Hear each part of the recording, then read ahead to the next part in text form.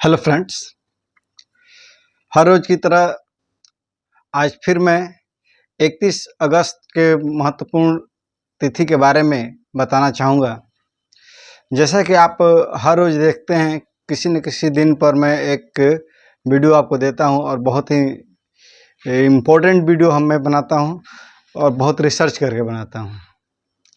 इसलिए मैं चाहूँगा कि मेरे वीडियो के अंत तक आप बने रहें। यदि आप मेरे सब्सक्राइब नहीं किए मेरे चैनल को तो ज़रूर सब्सक्राइब कर दें, ताकि इस तरह के इन्फॉर्मेशन आपको सबसे पहले नोटिफिकेशन के माध्यम से मिल सके।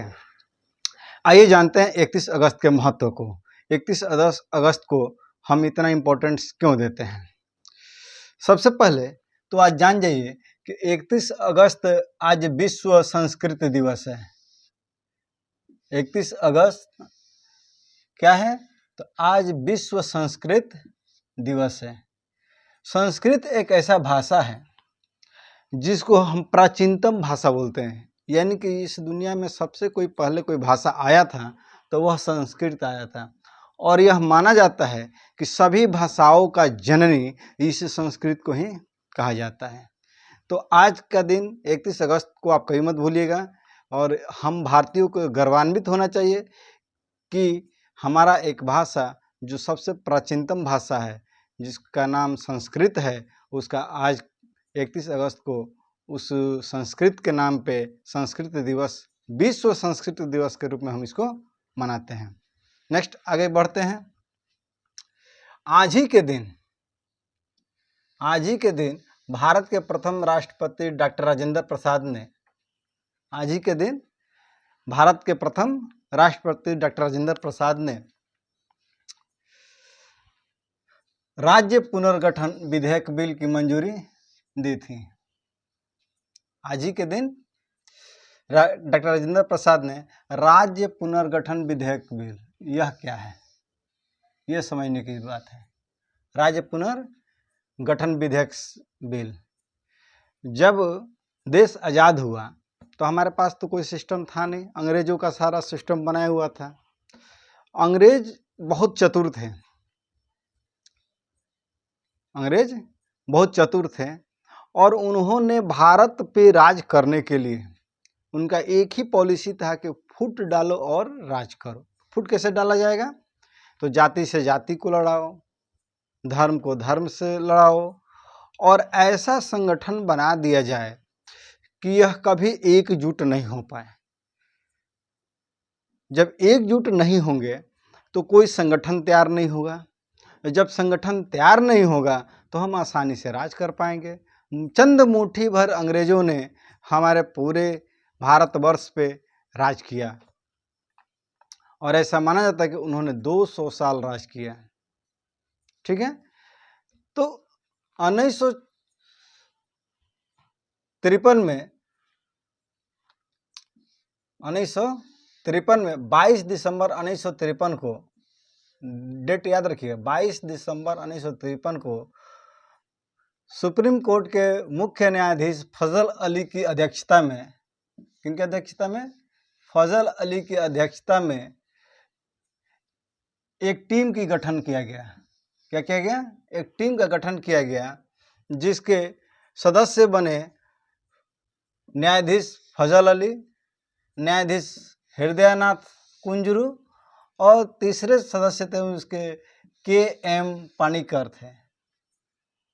इन 3 सदस्यों के टीम ने राज्य पुनर्गठन बिल का निर्माण ढांचा तैयार किया कि किस तरह से तैयार करेंगे। सबसे पहले हम बता रहे थे क्या कि अंग्रेजों ने राज्यों को इस ढंग से बनाया था कि उसमें जाति, धर्म और बिरादरी सबको कैटेगराइज न करके एक ही में खिचड़ी बना के रखा था, ताकि जब एक में रहेंगे तो एक दूसरे से लड़ते भिड़ते रहेंगे।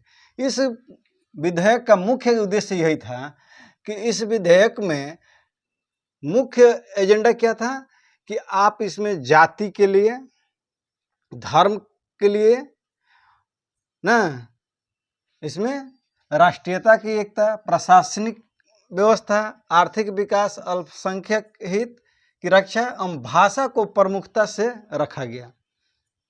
भाषा, जब एक भाषा के लोग एक जगह रहेंगे, एक जाति के लोग एक जगह रहेंगे तो उनमें फुट डालना बहुत मुश्किल होता है, और वो जो जगह होंगे, वह जो समूह होगा, वहाँ पे क्या बोलते हैं उसको, अराजकता की संभावना कम पाई जाती है।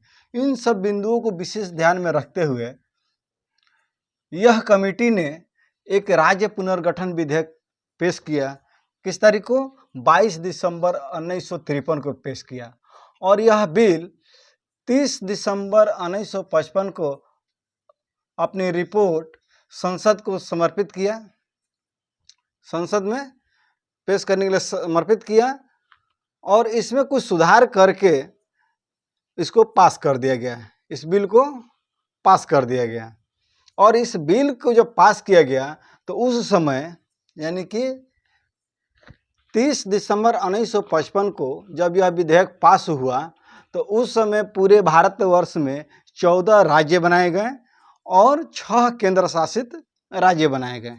फिर से ध्यान दीजिएगा, जब पहली बार राज्य पुनर्गठन विधेयक बिल पास हुआ तो इस बिल के अंतर्गत हम 14 राज्य बने और 6 केंद्र शासित राज्य बने।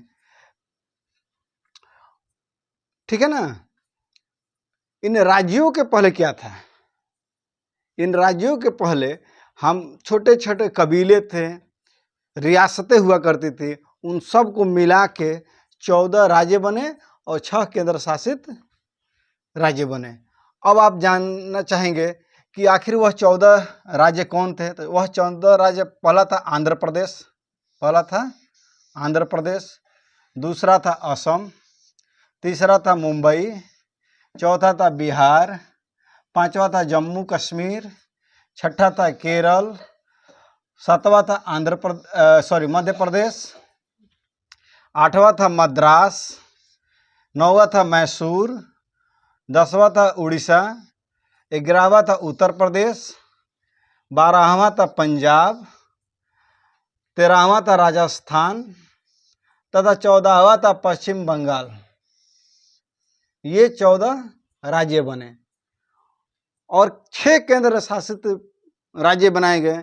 वह कौन कौन से थे? तो केंद्र शासित राज्य में दिल्ली, जो आज भी केंद्र शासित राज्य है, हिमाचल प्रदेश, आगे चलकर यह राज्य घोषित हो गया, मणिपुर तीसरा, यह भी आगे चल के राज्य घोषित हो गया, त्रिपुरा, यह भी केंद्र शासित राज्य में था, आगे चल के यह भी राज्य बन गया, अंडमान निकोबार द्वीप समूह, ये आज भी केंद्र शासित प्रदेश है, और इसी के आसपास छोटे मोटे कुछ और द्वीप है। आप नक्शा देखिएगा भारत का, तो नक्शा के नीचे अंडमान निकोबार मतलब समुद्र में छोटे छोटे टापू हैं, उन्हीं में से एक है अमीन दीवी द्वीप, यह भी केंद्र शासित प्रदेश आज के डेट में भी है।